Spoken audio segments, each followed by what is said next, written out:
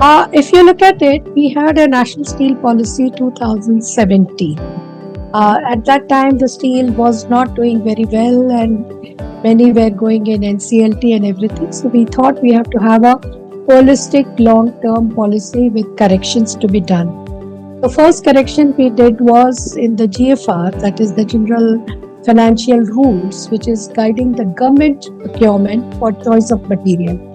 So there they had what you call it as a cost, and that cost we replaced with life cycle cost. So steel become the preferred material. And the idea of having this NSP 2017 was to focus on the material. So to come down to stainless steel per se, so we have a specific provision in two places. One is in 4.3.8 where we have talked about the nickel, because nickel is the major component in the steel and we import it. So therefore there has been a mention about it that we have to maybe acquire the assets globally so that we have a steady supply of nickel, and we should also do a lot of research within India so that in the laterite or overburden available in Sukinda Valley in Orissa, if we are able to sort of extract nickel from there. So that is one mention for provisioning for the raw material for the stainless steel, besides the scrap, what has been mentioned. But specifically in 4.9, the alloy steel and stainless steel has been mentioned, and it has been mentioned that why it is important to focus on stainless. But having said that, there is a need and the time has come to have a separate policy for stainless steel, and it is all ready with the ministry, and early 2024 they were about to release it. So hope so it will very soon see light of the day, which is very, very comprehensive and completely focusing on the stainless steel.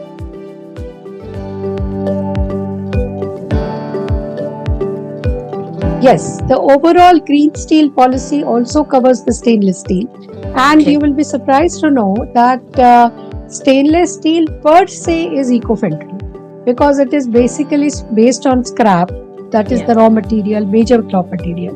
It is 100% recyclable. So there is nothing which affects the quality if you use this recycled material.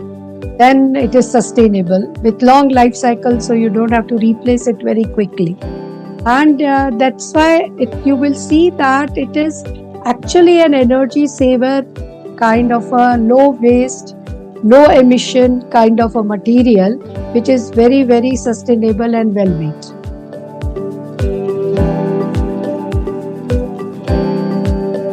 Yes, like you see, when you look at it, the nickel, like I mentioned before, is very important. What percentage of nickel is being used by the stainless steel manufacturers?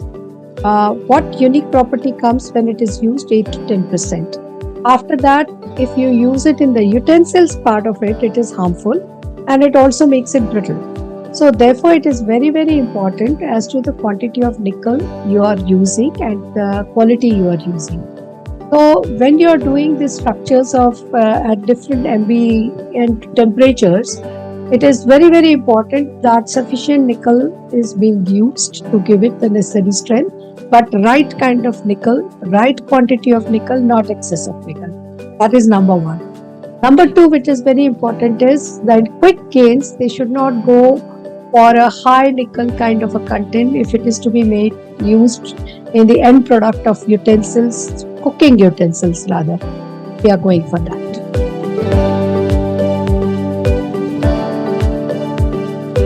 See, if you look at it, we are pretty low by the international standards. International standard, that is global average, is 6 kg per capita, right? And we are still at 2.5 kgs, where we have enhanced it to 2.8 kg because of it being an eco-friendly material and everything. So you can see the kind of potential we can double up. Straight away we can double up the consumption. And slowly, people have started realizing the usage of stainless steel. Railways is doing it in a very big way, like I mentioned before, for making even the coach, not just taps and other fittings and handles and everything. So the entire coach is getting made with the stainless steel. Then process industry is using it where packaging and everything is required. So it is being used in the buildings, in the constructions, everywhere. So from averaging to 2.6 to 2.8, there is a possibility to go to 6 kg per capita. And what we see in the coming 5 years, at least it will reach to nearing 4 kg per capita in the coming 5 years. And by 2030, it should target to reach 6 kg per capita. So they have some issues, and if that is resolved, I don't see any reason why it should not be able to achieve the same.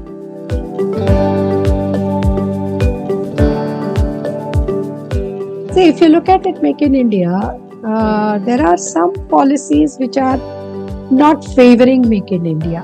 If you look at the anti-dumping, which has been removed, and the power tariffs, the power is very, very, very expensive. Which is being provided. So we are talking of cleaner energy, clean energy, but for industry we are making the power very expensive.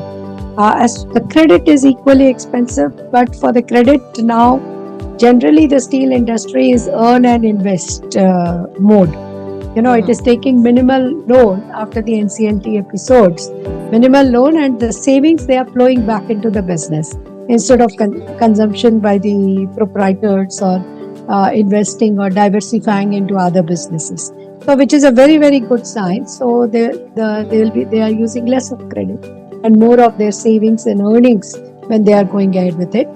But the major thing is we have to have a consistent dumping principles.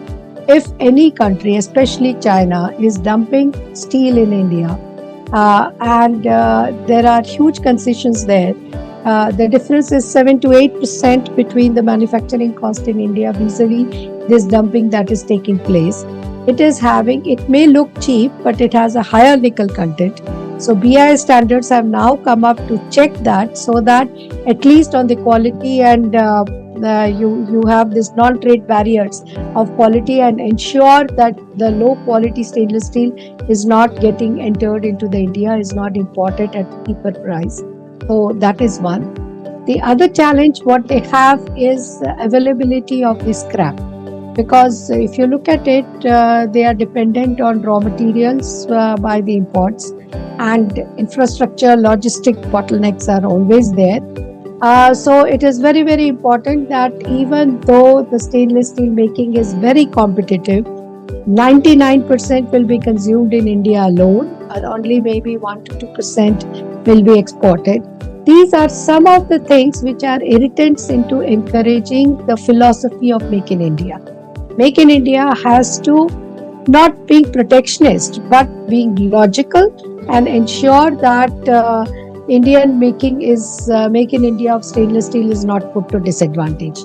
You will be amazed to know that with the removal of anti-dumping duty, what happened? The import increased by 117%. Wow. It's a huge import. Yes. So the kind of hit. So it's completely against the principles of Make in India. So these kind of bottlenecks and these kinds of off-the-cuff actions has to be avoided and prevented.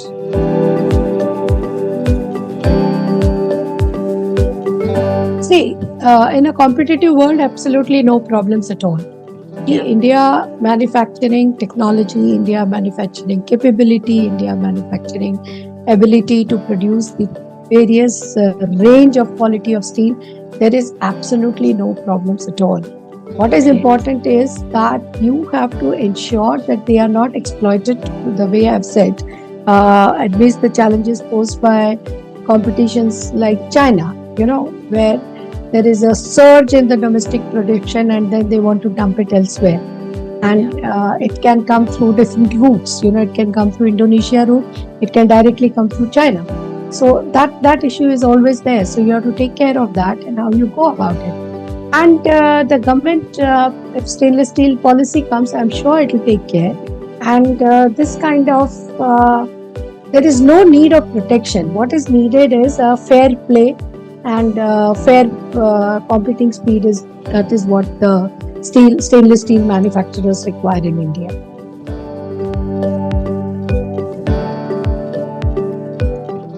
The biggest challenge is what I said is this: we have to reimpose the anti-dumping one. Yes. Now there has been an investigation by the DGTR, that is Directorate General of Trade Remedies, for initiating anti-dumping investigation on welded pipes from Thailand and Vietnam. Right. Yes. And this investigation it concerns the stainless steel seamless tubes and pipes, which originates and are exported from China.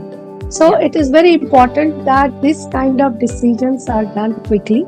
These are WTO compliant principle. It is not protectionism. And the DGTR is the agency which checks, investigates independently as a third party if it is creating an injury to the people of our country. So in case there is an injury to the people of steel manufacturing, stainless steel manufacturing, then one should not be hesitant in imposing the dumping. So it is very important that these duties have to be imposed, has to be imposed consistently, has to be imposed with after proper query. It cannot be off the cuff kind of a decisions of removing what is already imposed or imposing without proper procedure of DGTR investigation.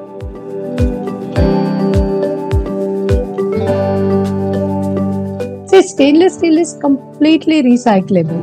So, as compared, the competition for them is the aluminium alloys. Different kinds of aluminium alloys. Which, it requires. It is more difficult in a machine for cutting forces, which more tool wear, tool tear, and definitely the machining costs are higher. But then, if you look at it, it is anti-corrosive. It does not require any maintenance. It is more sustainable when you are looking at it. The look and feel is much more beautiful than what you can give to the aluminium one. So therefore it goes a very long way when you are working.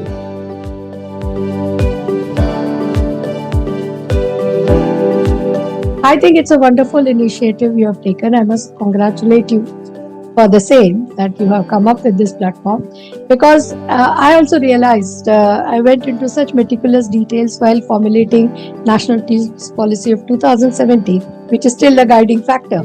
But stainless steel, we just put one section, and which I regret, and therefore I assisted in drafting that later on post-retirement on drafting the stainless steel policy. So it is very important that stainless steel has to be talked separately. Stainless steel has its specific issues. Stainless steel has a potential to reach to 6 kg per capita in India, and with a huge coastal line, it's a huge market potential, because this is what the engineers struggle with. They need a good anti-corrosive material. Once you are putting a cost for manufacture in India with limited resources, we can't have constant maintenance expenditure if you use a corrosive material. So therefore, one, we have to use the steel, and in steel we have to use the stainless. So I think it's a wonderful thing you have made it. So I think it will go along.